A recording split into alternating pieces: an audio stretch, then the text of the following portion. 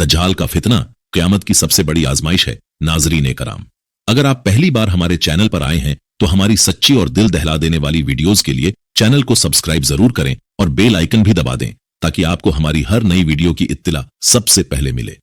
आपकी मोहब्बत और सपोर्ट का बहुत शुक्रिया। आज हम बात करेंगे एक ऐसे फितने की जो तारीख़ इंसानी में सबसे बड़ा और सबसे खतरनाक है। जी हां, हम बात कर रहे हैं दज्जाल के फितने की, जिसके बारे में हर नबी अलैहिस्सलाम ने अपनी उम्मत को खबरदार किया है। दज्जाल वो खौफनाक फितना है जो क़यामत से पहले जाहिर होगा और दुनिया को आजमाइश में डाल देगा।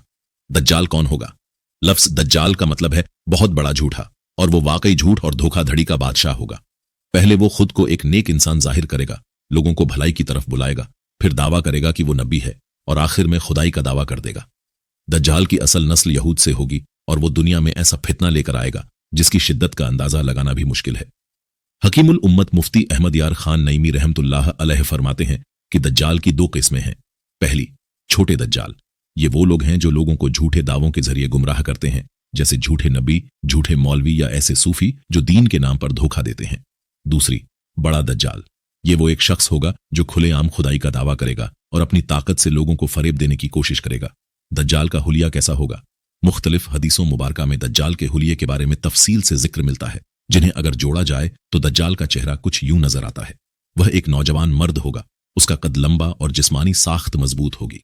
दुनिया एक खौफनाक बहरान से गुजर रही होगी, जमीन खुश्क हो चुकी होगी, दरियाओं के किनारे बंजर हो चुके होंगे और आसमान से बारिश का एक कतरा भी नहीं बरसा होगा। 3 सालों पर मुहीत कहत ने हर जी रूह को बेहाल कर दिया होगा। पहले साल बारिश की मिकदार कम हो जाएगी, जमीन की पैदावार आधी रह जाएगी। दूसरे साल हालात मजीद बिगड़ेंगे और तीसरे साल तो ये आलम होगा कि आसमान बिल्कुल खामोश हो जाएगा, जैसे शीशे की छत हो, और जमीन तांबे की मानिंद सख्त हो जाएगी। खेत उजड़ चुके होंगे, दरख्त सूख चुके होंगे और जानवर भूख से हलाक हो जाएंगे। ये सिर्फ मादी कहत नहीं होगा, बल्कि इल्म और हिदायत का भी फुकदान होगा। दीन की रोशनी मध्यम पड़ चुकी होगी, लोग दुनियावी फायदे के पीछे अंधाधुंध भाग रहे होंगे और उलेमा ए हक की तादाद निहायत कम हो चुकी होगी। ऐसे वक्त में जब दुनिया अफरा तफरी का शिकार होगी, कत्ल वगारत आम होगी, भाई भाई का दुश्मन होगा और लोग एक दूसरे को जलावतन कर रहे होंगे, तब दज्जाल का जुहूर होगा। दज्जाल के फितने का आगाज एक बेहद पेचीदा और तबाही भरा वाकया होगा, जिसमें उसकी जादुई ताकतें और धोखेबाजी लोगों के ईमान को आजमाने के लिए दुनिया भर में फैल जाएंगी।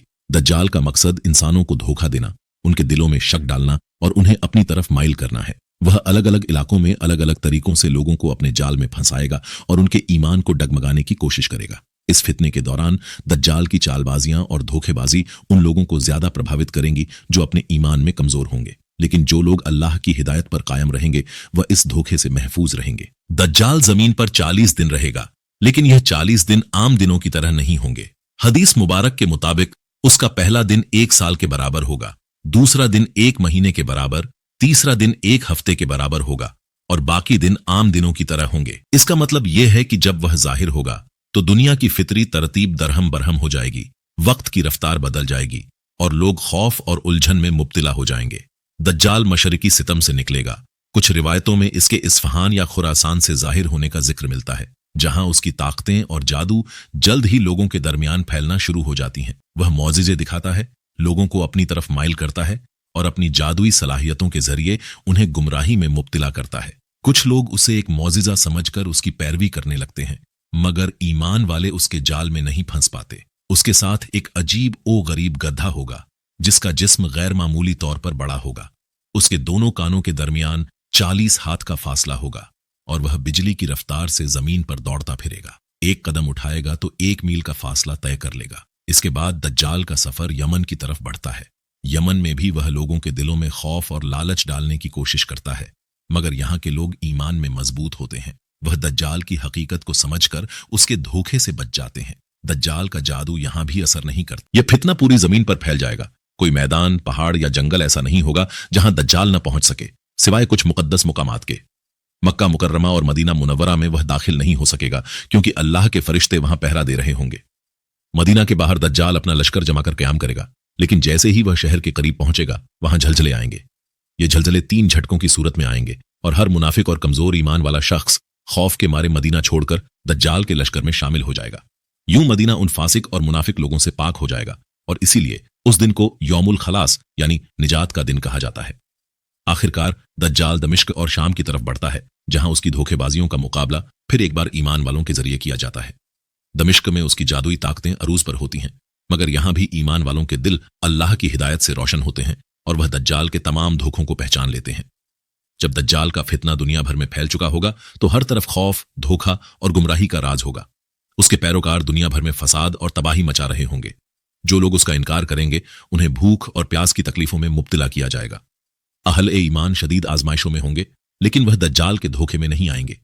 वह अल्लाह की मदद के लिए दुआएं करते हुए महफूज पनाहगाहों की तलाश में निकलेंगे और दूखान नामी पहाड़ में पनाह ले लेंगे। दज्जाल अपने लश्कर के साथ उन अहले ईमान का पीछा करेगा और वह उन्हें भूखा और प्यासा रखकर उन पर दबाव डालेगा ताकि वह उसके धोखे को तस्लीम कर लें। दज्जाल का मकसद लोगों को जहनी तौर पर कमजोर करना और उनके दिल व दिमाग में शक व शुबहा डालना होगा। वह अपने जादू के जरिए यह चाहेगा कि लोग उसकी झूठी खुदाई को तस्लीम कर लें और उसकी पैरवी करने पर मजबूर हो जाएं। दज्जाल अपनी हिकमत में सिर्फ मादी तकलीफों तक महदूद नहीं रहेगा, बल्कि वह लोगों के अकायद को बदलने के लिए अपने शुअब्दे इस्तेमाल करेगा। वह दो नहरें दिखाएगा, एक को जन्नत और दूसरी को दोजक कहेगा। हकीकत में जो नहर वह जन्नत कहेगा वह असल में दोजक होगी, और जो दोजक कहेगा वह जन्नत की सूरत में होगी। इसका मकसद लोगों को उसकी झूठी खुदाई में मुब्तला करना और उन्हें उसकी पैरवी पर मजबूर करना होगा। दज्जाल का फितना बेशुमार धोखों पर मुबनी होगा और इसके जरिए वह लोगों को अपने जाल में फंसाने के लिए मुख्तलिफ तरीके इस्तेमाल करेगा। इनमें से एक अहम धोखा उसकी कुदरती वसाइल पर काबू पाने की सलाहियत होगी, जिसके जरिए वह जमीन के खजाने और कुदरती वसाइल को कंट्रोल करेगा। दज्जाल का मकसद लोगों को उसके पीछे चलाने के लिए ऐसे तरीके इस्तेमाल करना है कि वह उसके धोखे में आकर उसकी पैरवी करने लगे। सबसे पहले दज्जाल दुनियावी नेमतों का वादा देगा। वह लोगों को माल, दौलत, खाना, पानी और दूसरी दुनियावी खुशियों का लालच देगा। उसके पीछे चलने से लोगों को यह यकीन दिलाया जाएगा कि वह दुनिया की तमाम परेशानियों से निजात हासिल कर सकते हैं। जहां भी दज्जाल जाएगा वह जमीन की बंजर जमीनों से खजाने निकालेगा और उन जमीनों को खुशहाल और जरखेज बनाएगा। इस तरह से वह लोगों को यह बावर कराएगा कि वह जमीन के तमाम कुदरती वसाइल पर काबू रखता है और उसकी पैरवी करने से दुनिया की तमाम खुशियां और सुकून मिल सकता है। इस धोखे के जरिए वह लोगों को अपनी तरफ माइल करेगा और उनके दिलों में लालच पैदा करेगा। दज्जाल के दूसरे धोखे में नया मजहब पेश करना होगा। वह तमाम मौजूदा मजाहिब को झूठा साबित करके खुद को खुदा या नबी के तौर पर पेश करेगा। इसका मकसद यह होगा कि लोगों को अपनी तरफ खींच सके और उन्हें अपने अकायद बदलने पर मजबूर कर सके। वह यह दावा करेगा कि उसकी पैरवी करना ही वही सही रास्ता है और जो उसकी बात न मानेंगे उनके साथ सख्त सलूक किया जाएगा। इस तरह वह लोगों के ईमान को ठेस पहुंचाएगा और उनके अकायद को अपनी तरफ मोड़ने की कोशिश करेगा। आखिरकार दज्जाल दुनिया की तमाम ताकतों को अपने कब्जे में ले लेगा। वह दुनिया के मुख्तलिफ इलाकों में अपने असर व रसूख को बढ़ाएगा, चाहे वह सियासी ताकत हो या फौजी हिकमत। इसके जरिए वह लोगों को अपने पीछे चलने पर मजबूर करेगा और यह दिखाएगा कि वह जमीन के तमाम कुदरती वसाइल को कंट्रोल करता है, जैसे कि जमीन से खजाने निकालना या जरखेज जमीनें पैदा करना। इसका मकसद लोगों को यह बावर कराना होगा कि उसकी पैरवी करना ही उनकी खुशहाली और सुकून का वहीद जरिया है। दज्जाल अपने पैरोकारों को खाना देगा और उन्हें सुकून का एहसास दिलाएगा, जबकि जो लोग उसके मुकाबले में खड़े होंगे वह शदीद भूख और प्यास में मुब्तला होंगे। दज्जाल की यह हिकमत लोगों को मजबूर करेगी कि वह उसकी पैरवी करें। उसके साथ उसके पैरोकार होंगे जो दज्जाल के जाल में फंस चुके होंगे और वह दूसरों को भी उसकी पैरवी की तरफ माइल करेंगे। दज्जाल का एक और धोखा यह होगा कि वह किसी शख्स को कत्ल करने के बाद उसे जिंदा कर देगा। इस मंजर को देखकर लोग उसे खुदा का मौजिजा समझेंगे और उसकी इबादत करने लगेंगे, हालांकि यह सिर्फ उसका जादू और शोअब्दा होगा। यह करतब लोगों को उसकी झूठी खुदाई के बारे में यकीन दिलाकर उनकी अकीदतों को गुमराह करेगा। दज्जाल का फितना खौफ के जरिए लोगों को अपनी तरफ रागिब करेगा। वह उनके दिलों में ऐसी दहशत डालेगा कि वह अपनी जिंदगी की बुनियादी जरूरतों के लिए उसकी इताअत करने पर मजबूर हो जाएंगे। दज्जाल का यह धोखा इतना मजबूत होगा कि लोग जानते हुए भी उसके जाल में फंस जाएंगे। जब दज्जाल का फितना अपने उरूज को पहुंच जाएगा तो उसका आखिरी पड़ाव बैतुल मुकद्दस यरूशलम होगा। यहां वह अपनी तमाम ताकत व इक्तिदार के साथ लोगों को गुमराह करने की कोशिश करेगा। इस मकाम पर हजरत ईसा अलैहिस्सलाम और इमाम मेहदी अलैहिस्सलाम के साथ उसका हतमी मुकाबला होगा। हजरत ईसा अलैहिस्सलाम का आना दज्जाल के फितने का खात्मा करेगा। जब हजरत ईसा अलैहिस्सलाम आसमान से नाजिल होंगे तो वह दमिश्क के मशरिकी सफेद मीनार पर दो फरिश्तों के परों के सहारे उतरेंगे। इस वक्त फज्र की नमाज का वक्त होगा और अहल ए ईमान इमाम महदी अलैहिस्सलाम के पीछे नमाज पढ़ने के लिए सफ बस्ता होंगे। इमाम महदी अलैहिस्सलाम हजरत ईसा अलैहिस्सलाम को नमाज के लिए आगे बढ़ने की पेशकश करेंगे, लेकिन हजरत ईसा अलैहिस्सलाम इनकार करते हुए फरमाएंगे कि नमाज आपकी क़यादत में हो ताकि उम्मत मुहम्मदिया की इमामत कायम रहे। नमाज के बाद हजरत ईसा अलैहिस्सलाम दज्जाल का पीछा करेंगे। जब दज्जाल को हजरत ईसा अलैहिस्सलाम का चेहरा नजर आएगा तो वह खौफ से पिघलने लगेगा जैसे नमक पानी में घुल जाता है। वह भागने की कोशिश करेगा, लेकिन हजरत ईसा अलैहिस्सलाम उसका पीछा करते हुए मकाम एलुद, जो कि मौजूदा इसराइल में वाक़े है, तक पहुंचेंगे और वहां अपने निजाले से दज्जाल को मार डालेंगे। दज्जाल के मानने वाले उसके कत्ल के बाद इधर उधर भागने लगेंगे, लेकिन हजरत ईसा अलैहिस्सलाम और अहल ए ईमान उनका पीछा करेंगे। अल्लाह ताला उन्हें ऐसी ताकत अता करेगा कि वह दज्जाल के लश्कर में से किसी को भी जिंदा न छोड़ेंगे। रिवायत में आता है कि अगर कोई यहूदी दज्जाल का साथ देकर किसी दरख्त या पत्थर के पीछे भी छिपेगा तो वह दरख्त और पत्थर खुद बोल पड़ेगा, ए मुसलमान, मेरे पीछे एक यहूदी छिपा है, आओ और उसे कत्ल करो। यूं दज्जाल के फितने का मुकम्मल खात्मा हो जाएगा और दुनिया एक नई रोशनी और अमन के दौर में दाखिल हो जाएगी। ऐसा ही एक वाकया उन मल्लाहों के साथ भी पेश आया जो समंदर में सफर कर रहे थे। उनकी तादाद तकरीबन 30 थी और वह बड़े इत्मीनान से अपने सफर पर गामजन थे। मौसम खुशगवार था, लहरें नर्म थीं और कश्ती हल्की हल्की हिचकोले खा रही थी। हर कोई सुकून में था, लेकिन फिर अचानक कुदरत ने अपना रंग बदला। तेज हवाएं चलने लगीं, समंदर में तूफान आ गया। पहले हल्की सी लर्जिश महसूस हुई, फिर कश्ती एक तरफ झुकने लगी। देखते ही देखते बुलंदोबाला लहरें कश्ती को उठाकर एक सिमत से दूसरी सिमत फेंकने लगी। हर तरफ खौफ का आलम था। लोग अपने खुदा को पुकारने लगे, लेकिन कश्ती में मौजूद हर किसी का खुदा अलग था। कुछ एक तरफ बैठकर दुआएं मांगने लगे, कुछ परेशानी में चिल्ला रहे थे और कुछ सोच रहे थे कि अब उनकी जिंदगी खत्म होने वाली है। कश्ती में मौजूद मल्लाह अपनी उम्मीद खो चुके थे। वह तमाम बचाव के तरीके आजमा चुके थे, लेकिन कोई फायदा न हुआ। सूरज गुरूब हो रहा था और समंदर की गर्ज सुनाई दे रही थी। 10 दिन की तूफानी लहरों के बाद वह एक जजीरे पर पहुंचे। सूरज की नारंगी रोशनी दरख्तों पर पड़ रही थी और मुसाफिरों की आंखों में खुशी के आंसू थे। वह हैरत से जजीरे को देख रहे थे कि यह आखिर कौन सी जगह है। मल्लाह ने ऊंची आवाज में कहा, हमें जल्दी उतरना चाहिए। रात होने से पहले हमें देखना होगा कि यहां कोई रिहाइश के काबिल जगह है या नहीं। मुसाफिर एक एक करके कश्ती से उतरने लगे। कुछ लोग पानी की तलाश में निकले, कुछ लकड़ियां इकट्ठा करने लगे ताकि आग जला सकें और बाकी जजीरे के मुजाहिदा हिस्से को देखने के लिए आगे बढ़ने लगे। एक मुसाफिर ने फिक्रमंदी से कहा, यह जगह वीरान लगती है, यहां कोई रहता तो नहीं होगा। दूसरे ने जवाब दिया, शायद न हो, लेकिन हमें होशियार रहना होगा। अभी वह बात कर ही रहे थे कि अचानक उनके सामने एक अनोखा जानवर आ गया, जिसका जिस्म इंसान से मुशाबिह था, मगर उसकी हालत बहुत अजीब थी। उसका बदन बालों से ढका हुआ था और उसकी आंखें डरावनी तौर पर बड़ी और चमकदार थीं।